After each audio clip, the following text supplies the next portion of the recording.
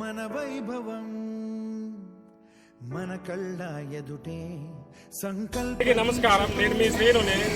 ఈ రెండు చట్టాలు అనేవి మా గిరిజన ప్రజలకి ఎంతో ముఖ్యమైనవి అనమాట. 1/70 ఒకటి, జియో నంబర్ 3 ఒకటి.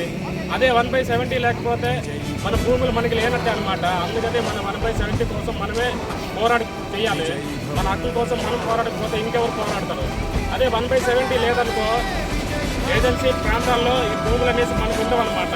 సో దానికోసం మనం చెయ్యాలి. జియో నంబర్ 3 అంటే మన భాషలో, అంటే గిరిజన భాషలో తెలిసిన టీచర్స్ అయితే మనకు కావాలన్నమాట. సో అందుకు గిరిజనులకు 1% రిజర్వేషన్ కల్పించాలనేసి మేమైతే కోరుకుంటున్నాం.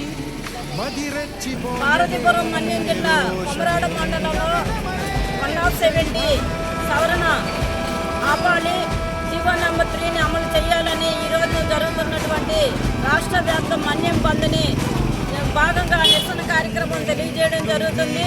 కూటమి ప్రభుత్వం జియో నంబర్ 3కి ప్రత్యామ్నాయంగా మేము తీసుకొస్తామని చెప్పి ఎన్నికల ముందు హామీ ఇచ్చారు.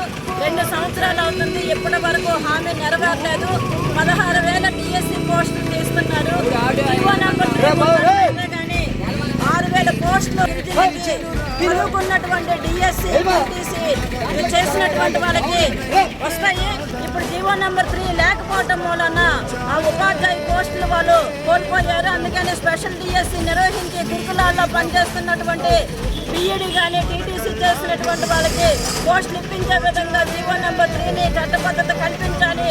రేపు ప్రపంచ ఆదివాసీ దినోత్సవం సందర్భంగా చంద్రబాబు నాయుడు గారు పాడేరు వస్తున్నారు.